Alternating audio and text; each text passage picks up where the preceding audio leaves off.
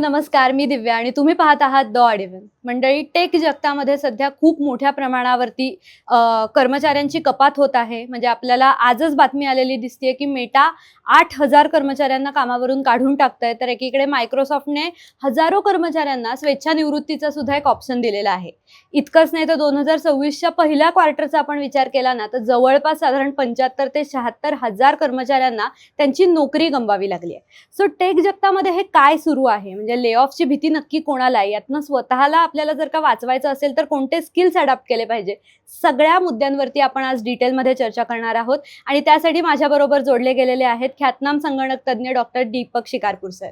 Sir, खूप स्वागत आहे. नमस्कार. सर, मला पहिल्यांदाच विचारायला तुम्हाला आवडेल की हा जो ले ऑफच्या बातम्या येत आहेत सध्या बॅक टू बॅक येत आहेत, तर खरंच AI याच्या मागे कारण आहे का इतरही वेगळी कारणं असू शकतात? नाही, सर्वप्रथम मी तुला सांगतो की मी जवळजवळ 4 दशकं ह्या क्षेत्रामध्ये आहे आणि या क्षेत्रात घडलेली सगळी संक्रमणं आणि क्रांती मी बघितलेली आहे. या क्षेत्रात जे अमेरिकन कल्चर जे आहे, संस्कृती, हायर अँड फायर, हे ह्या तू जे म्हणतेस त्या घटनेच्या मागचं मूळ आहे. आपण बघतो की जागतिक दर्जाच्या कंपन्या लाखो कर्मचारी त्यांच्याकडे नियुक्त करतात आणि सतत त्यांना आपल्या ग्राहकाला नवीन तंत्रज्ञान द्यायचं असतं. आता हे तंत्रज्ञान देताना त्यांना जे स्किल्ड प्रोफेशनल्स मिळतात त्यांना ते ठेवतात आणि मग त्यांना असं वाटलं की कधी कधी ते ओव्हर रिक्रूट पण करतात. म्हणजे जरी रिक्वायरमेंट 100ची असतील एका प्रोजेक्टला, तर ते कधी कधी 120 लोक किंवा 130 करतात आणि उरलेल्या 30 बेंचवर ठेवतात. अशा पद्धतीनं हे सगळं चालतं. या सगळ्या प्रकरणात ते ॲन्युअल रिव्ह्यू घेतात आणि ज्यांच्यात बॉटम 10% जे असतात त्या लोकांना घरी पाठवतात. आता हे काही आत्ता घडत नाहीये, हे अनेक वर्ष घडतंय. आणि तुझा कदाचित जन्म झाला नसेल, पण 99 साली .com बज फुटला, त्यावेळेला पण असंच झालं. आणि असा .comचा फुगा फुटला. नंतर त्याच्या आधी Y2K होतं. मग नंतर इंटरनेट आल्यानंतर 2008ला जेव्हा एनरॉन आणि इतर पण घटना घडल्या, तेव्हा अमेरिकन कंपन्यात एक रिसेशन आलं.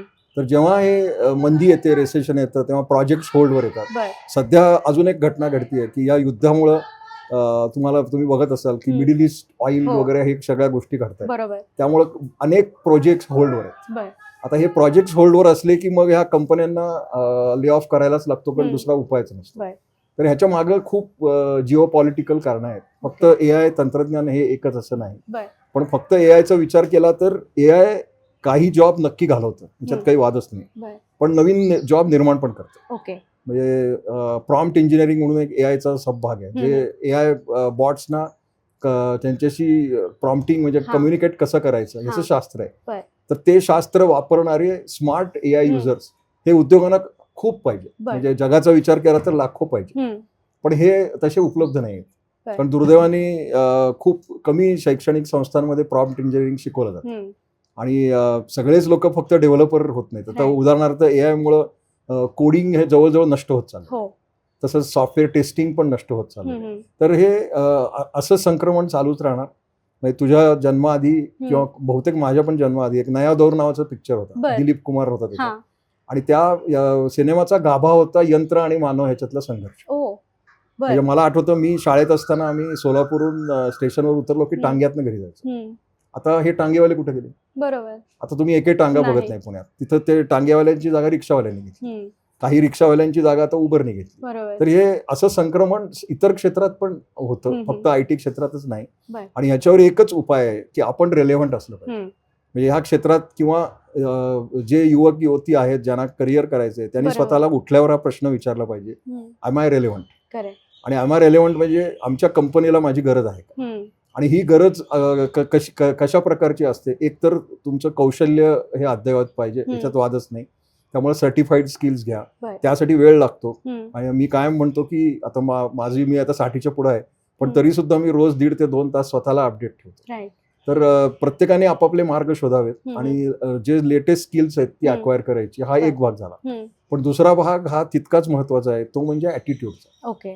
आता मी असे IT कंपन्यांमध्ये लोक बघितलेत की जे सेल्फ सेंटर्ड म्हणजे स्वकेंद्रित आहेत, ते टीम प्लेअर नाहीत. दुसऱ्याने काम केलं की मी केलं हे सांगणं, मी करणं, अशा प्रकारचे लोक लोकप्रिय नसतात आणि मग ते आवडत नाहीत लोकांना. जरी ही व्यक्ती हुशार असली तरी आपल्या फक्त ॲटिट्यूडमुळे वाया जाते. बरोबर. माझी सर्वांना विनंती आहे की तुम्ही टीम प्लेअर व्हा, ॲटिट्यूड चांगली ठेवा, मिळून मिसळून राहा. एकदा तुम्ही अशा प्रकारच्या कॅटेगरीत गेलात ना, हा. तर मग तुम्हाला काढायला त्या कंपनीला खूप जड जातं. हम्म. आणि तुम्हाला काढलं तर 10 लोक प्रोटेस्ट करतात की ही बरोबर. व्यक्ती चांगली आहे, ह्याला काढू नका. तर अशा पद्धतीनं तुम्ही काम का नाही करत? ओके. कारण कसं आहे की ह्याच्यासाठी तुम्ही लॉंग टर्म पर्स्पेक्टिव्ह ठेवला पाहिजे. राईट. कारण सुरुवातीला गेलं की सगळे लोक म्हणतात मला इन्क्रीमेंट पाहिजे, प्रमोशन पाहिजे. हा जरा शॉर्ट टर्म पर्स्पेक्टिव्ह. पण तुम्ही विचार करा की तुम्ही एका प्रोजेक्टमध्ये आहात आणि तुमच्या टीम मधल्या एका माणसाला काहीतरी प्रॉब्लेम आहे, त्याला अर्धा दिवस वेळ लावून घ्यायला लागेल. त्याचं काम तुम्ही करा आणि त्याला सांगा तू काळजी करू नको, तू जा, मी तुझं काम करतो. बरोबर. आणि मी एक्स्ट्रा काम करतो, भले मला पैसे नको मिळू, पण मी प्रोजेक्टसाठी मी तुला मदत करतो. राईट. किंवा अशा अनेक प्रकारे तुम्ही इतर लोकांना मदत करू शकता. पण अशा ऍटिट्यूडची मी खूप कमी लोक बघितली, कारण ह्याच्या एक्झॅक्टली उलट्या ऍटिट्यूडची लोक असतात. तर तुम्हाला जर कायम आपण रेलेव्हंट असलं पाहिजे आणि आपली नोकरी जायची शक्यता कमी ठेवायची असेल तर आपलं व्यक्तिमत्व हे लोकप्रिय बनवा. लोकप्रियता म्हणजे ही काय राजकीय गोष्ट नाही, पण आपल्या व्यवसायामध्ये किंवा त्या प्रोजेक्टमध्ये तुम्ही हवेसे वाटणारी व्यक्ती पाहिजे. असं झालं पाहिजे की तुम्ही जर एक दिवस रजा घेतली तर तुम्हाला 10 फोन आले पाहिजे की का नाही आलास किंवा आलीस. आता हे जर झालं तर तुम्ही रेलेव्हंट आहात. ओके. पण हेच जर उलटी गोष्ट की तुम्ही लोकांना नको आहात, तुम्ही लोकांना त्रास देता, हेवे दावे करता, पॉलिटिक्स खेळता, तुम्ही गेलात की लोक सेलिब्रेट करतात की आजही माणूस नाही. तर असं नका करू. हे माझे अनुभवाचे बोल आहेत. इन्सिडेंटली याच विषयावर मी एक पुढचं पुस्तक लिहितोय, जेन झीच्या समस्या. आणि तर ते 1 महिन्याने रिलीज होईल. तर तुझ्या ह्या प्रश्नाला हे थोडंसं लॉंग उत्तर आहे, पण असं आहे. म्हणजे आता आपण एआय बद्दल जे बोलतोय, तर एआय म्हणजे लिटरली 2-3 वर्षामध्ये ज्या वेगाने आता वाढला की चॅट जीपीटी पहिल्यांदा आलं, नंतर ते आता सगळ्या लोकांमध्ये रुजलं, ते लोक वापरायला लागले आणि त्याच्यानंतर सगळ्यांच्याच लक्षात आलं की हे किती पटापटा मला माझी कामं करायला मदत करू शकते.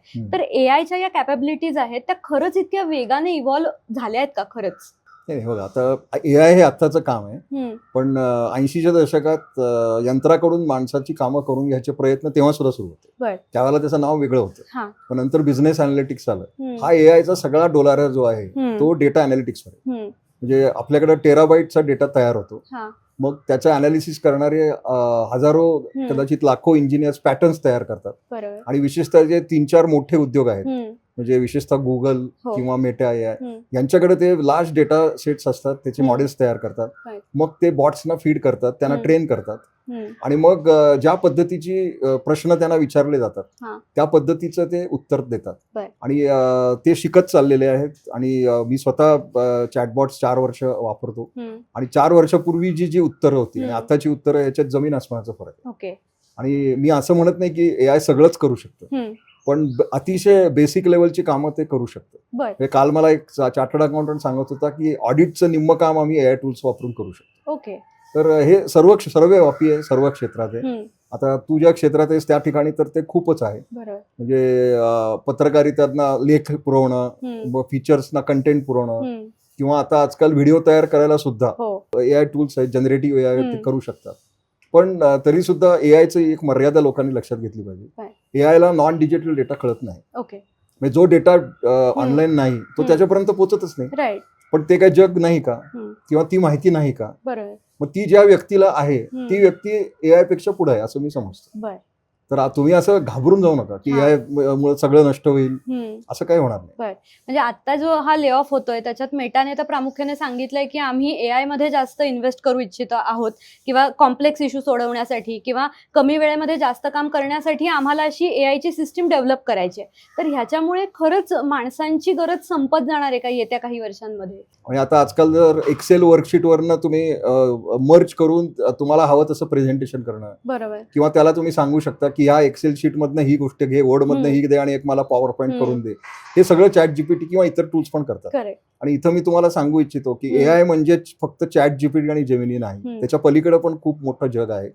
आणि एआय टूल्स directory.com नावाची वेबसाईट आहे. आता ही वेबसाईट म्हणजे तुझ्या जन्माच्या आधी जेव्हा पुश बटन फोन होते तेव्हा त्याची एक प्रत्येक लोकांच्याकडे टेलिफोन डिरेक्टरी असायची. त्या टेलिफोन डिरेक्टरीमध्ये लोकांची नाव, पत्ता आणि नंबर असायचे. तर ही एआय टूल्स डिरेक्टरी अशी आहे, तुमच्या गरजेनुसार तुम्ही शोधा. ते एआयचं मोठं प्ले स्टोअर आहे. आणि अशी स्पेसिफिक टूल्स स्पेसिफिक कामासाठी तयार झालेली आहे, मग ती तुम्ही वापरू शकता ना. Correct. आणि ते वापरून तुम्ही तुमचं काम पटकन करा ना. बरं. आता एआयचं सोडून दे, पण आता वॉशिंग मशीन आहे, हम्म. आपल्याकडं आपण व्हॅक्युम क्लिनर वापरतो. हो. आता ही सगळी प्रोडक्टिव्हिटी टूल्स आहेत ना, हम्म. पण तरी सुद्धा लोकांना मोलकरणी लागते, बरोबर. तरी ती मेड लागतेच. हम्म. मग माझं म्हणणं काय आहे की तुम्ही त्या मेडला हे वापरायला शिकवा, ओके. म्हणजे तुमचं काम अधिक प्रोडक्टिव्ह होईल. हम्म, हम्म, हम्म. तर अशा पद्धतीनं आपण नक्कीच पुढे जाऊ ओके. शकतो. म्हणजे आगामी काळामध्ये कंपन्यांचं स्ट्रक्चरच बदलेल का, की एआय आणि माणसं अशी हायब्रिड एक टीम आपल्याला बघायला मिळू शकते का? असं नाही होणार, कारण जग आता 2 भागात डिवाइड झाले, एआय वापरणारे आणि न वापरणारे. हम्म. आणि जसं साक्षर आणि निरक्षर म्हणतो, हो.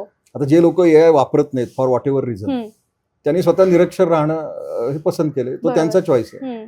पण जे अशा पद्धतीनं आधुनिक तंत्रज्ञान, एआय हा एक भाग आहे. एआय म्हणजे सर्वस्व नव्हे. राईट. IoT आहे, इतर पण ते तंत्रज्ञान आहे. डेटा सिक्युरिटी हे एक अतिशय हॉट सेक्टर आहे. बरोबर. मग ते जर शिकलात तर तुम्हाला नोकऱ्या नक्की मिळतील. ओके. कारण तुम्ही बघता की रोज किमान पुण्यामध्ये किमान 20 सायबर क्राईम्स घडतात. हम्म.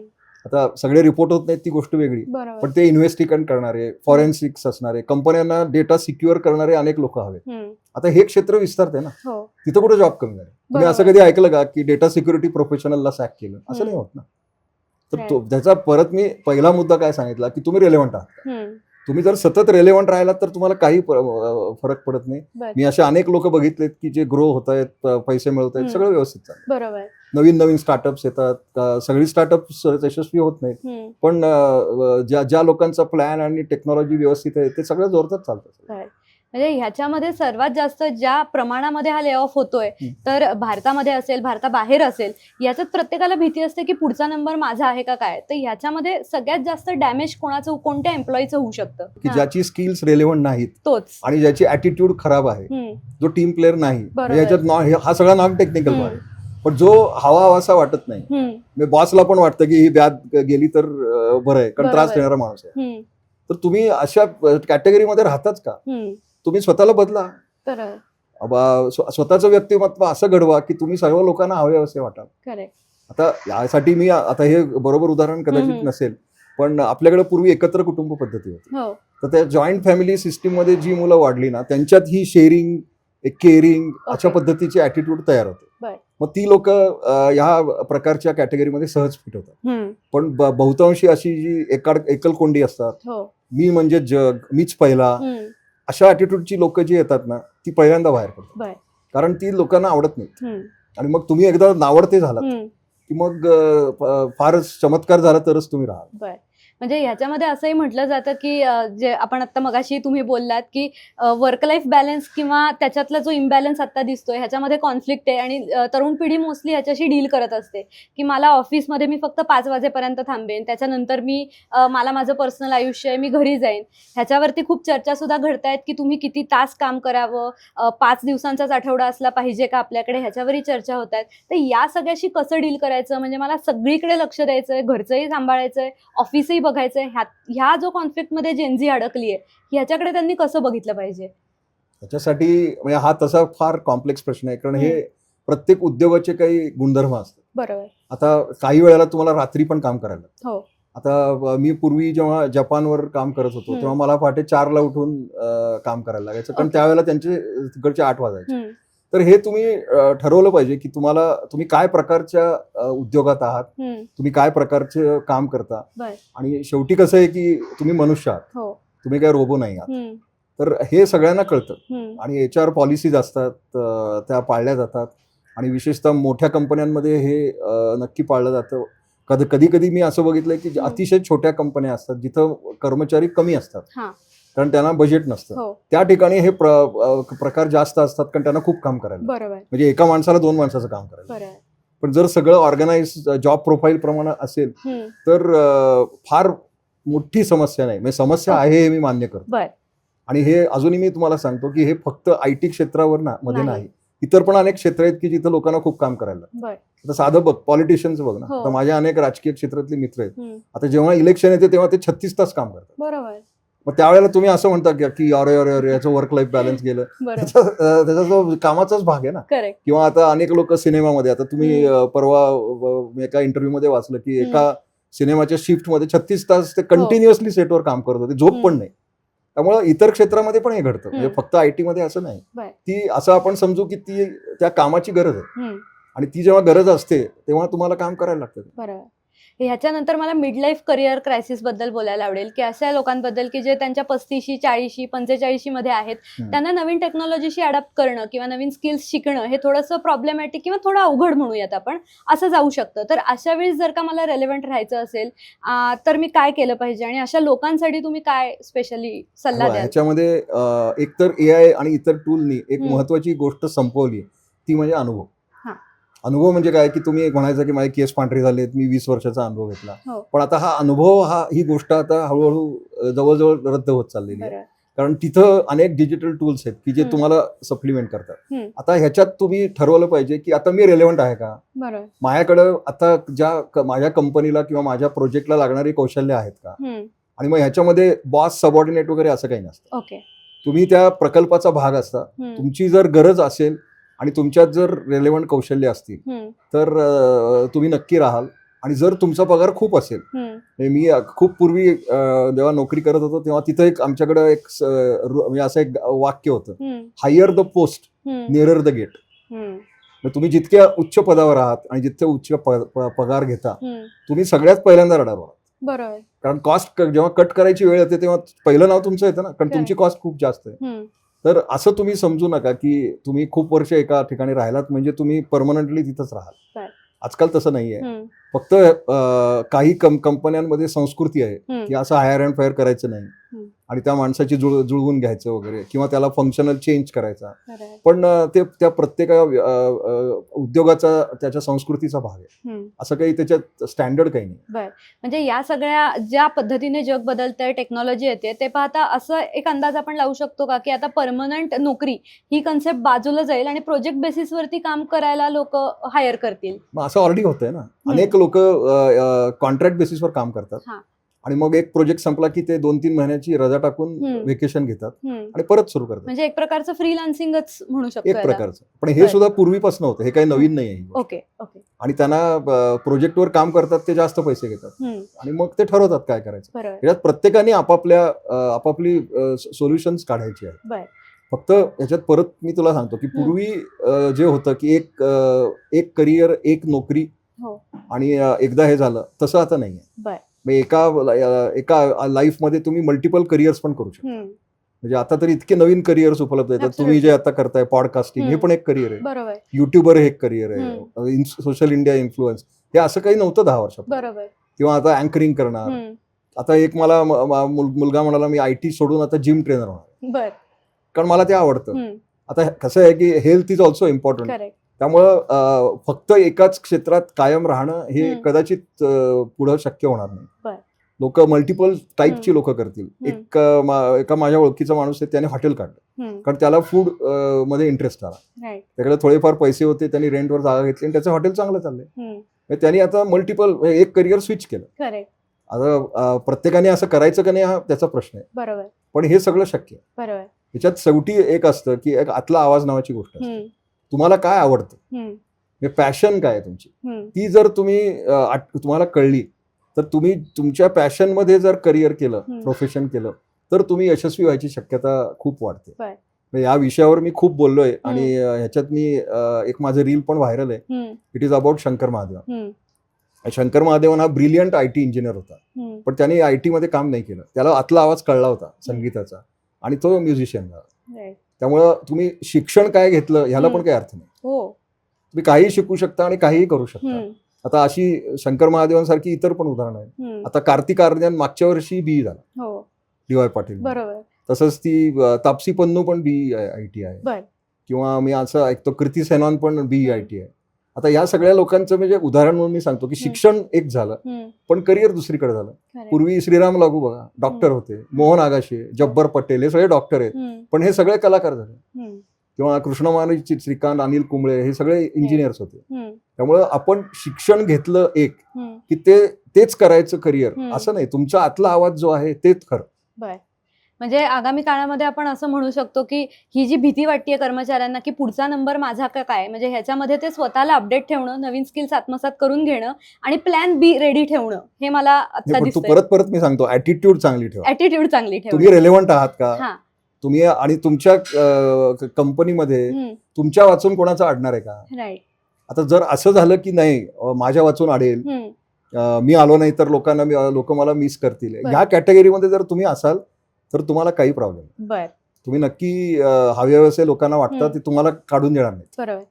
म्हणजे आता जे तुम्ही म्हणलात की दुसरा एक ऑप्शन आपण आता जे बोलतोय, तर साधारणपणे काही जणांना उशिरा रिअलाइज होतं, काही जणांना वेळीच कळतं की मला दुसरा ऑप्शन बॅकअपचाही मी विचार करून ठेवला पाहिजे, कारण की या ठिकाणी मी किती वर्ष काम करेल हे मलाही स्वतःला माहित नाहीये. तर प्लॅन बी रेडी ठेवण्याची तयारी किंवा ती प्रोसेस साधारण कधीपासून तुम्ही स्वतःमध्ये इन्कल्केट करायला सुरुवात केली पाहिजे? आता मी मागच्या आठवड्यात एका ठिकाणी संवाद साधला होता. हम्म. ती सगळी स्पर्धा परीक्षेला बसणारी मुलं होती हो. पुण्यामध्ये.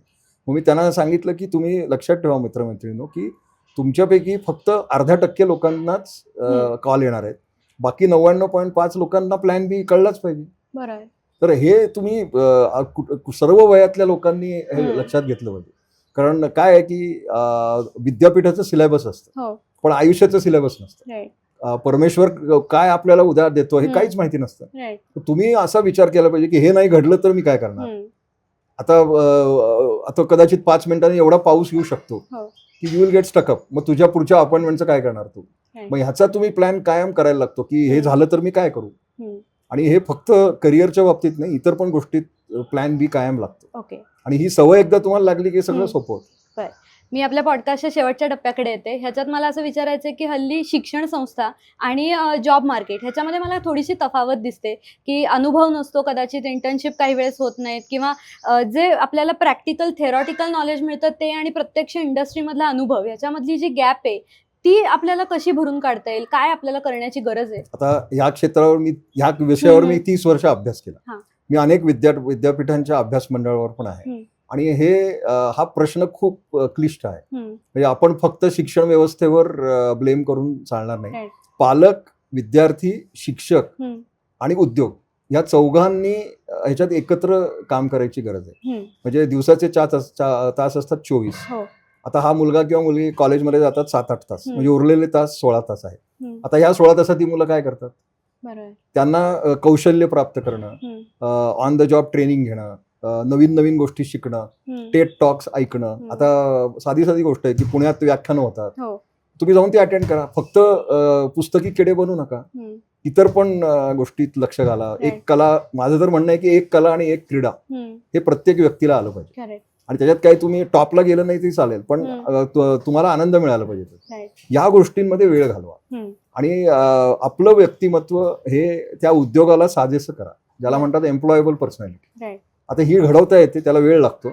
पण होतं काय की आता मी एका माझ्या पुस्तकात लिहिलंय की सर्वसाधारण पदवीधर हे संजय सिंघानिया प्लस असतात. संजय सिंघानिया प्लस म्हणजे काय, गजनीमधला आमिर खान.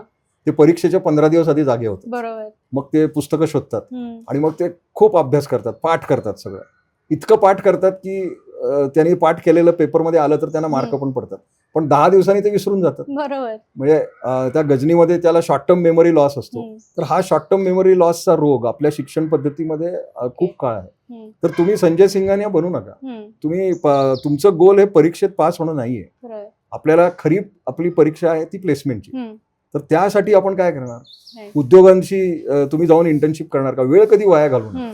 मी तर असं म्हणतो की सुट्टी मिळाली की तुम्ही आधाशासारखं वाट बघा सुट्टीची, की आता मी सुट्टीत जाऊन अमुक गोष्ट करेन, मी या इंडस्ट्रीत जाऊन ह्या इंडस्ट्री मेंटॉरला पकडेन. आता प्रत्येक शैक्षणिक संस्थांमध्ये अल्युमिनी असतात. आता ती तुम्हाला लिंक्डइनवर सापडतात. आता तुम्ही विचार करा, आता मी एखाद्या संस्थेचा अल्युमिनी आहे, मला जर एखादा माझ्याच कॉलेजचा विद्यार्थी म्हणाला की मला तुमच्याशी संवाद करायचा आहे, मला तुम्ही मेंटर करा, तर मी नाही म्हणणार नाही. बरोबर. मग हे तुम्हाला महत्वाचं वाटलं पाहिजे. आणि हे तुम्ही असं समजू नका की हे तुमचं कॉलेज सगळं करेल, हे तुम्हाला सगळं करता येतं. बरोबर. तुम्हाला अपस्किलिंग करता येतं, तुम्हाला सेल्फ सर्टिफिकेशन करता येतं.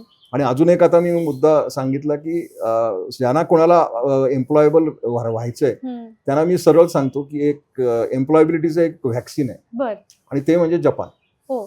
जपानी भाषा शिका. जपानमध्ये खूप लोकांची गरज आहे. बर. आणि जर तुम्ही जपानी भाषा शिकलात तर जपानला जाऊ शकता. काही जॅपनीज MNCs मध्ये आहेत. ओके. आता सध्याचा परवलीचा शब्द ग्लोबल कॅपॅबिलिटी सेंटर GCCs आहेत. हो. अनेक परदेशी GCCs पुण्यात आहेत. महाराष्ट्रात तर महाराष्ट्र राज्य सरकारने माननीय मुख्यमंत्र्यांनी जाहीर केलेलं धोरण आहे GCC फ्रेंडली धोरण. हम्म. आणि याबाबत महाराष्ट्र अग्रेसर आहे. हम्म. भारतातली सगळ्यात लार्ज GCCs महाराष्ट्रात आहेत. हम्म. आता या GCCच्या गरजा बघून जर तुम्ही त्या पद्धतीनं कौशल्य केली हम्म. तर त्यांना खूप लोक हवेत. बरोबर. मग तिथं नाही आहे रेसेशन. हम्म. तर या आपल्या भोवतीचं जग बदलतंय. बरोबर. हे तुम्ही सर्वांनी लक्षात घेतलं पाहिजे. हम्म. आणि जर तुम्ही हे ठरवलं की मला GCC हे माझ्यासमोरचं ध्येय ठेवीन हम्म. आणि माझं 2 वर्षात मी GCCला जे लागतं हम्म. ती कौशल्य स्वतः आणीन आणि मग मला नोकरी मिळेल. हम्म. कारण आपल्याकडं जेव्हा आपण असं म्हणतो की लोकांच्या नोकऱ्या गेल्या हो. तेव्हा उद्योगांना लोक हवी आहेत हम्म. असं पण असतं. हम्म. फक्त त्यांना जी हवीत ती लोक उपलब्ध नाही. राईट. हा प्रॉब्लेम. हम्म. तर ह्याच्यावर सर्वांनी एकत्र बसून काम केलं पाहिजे. बर. आता ह्याच्यात मी एक छोटासा प्रयोग केलाय. मला साधारण एप्रिल मे जून मध्ये खूप लोक बोलवतात हम्म. आणि खूप लोकांना मला भेटायचं असतं हम्म. किंवा बोलवायचं असतं. हम्म.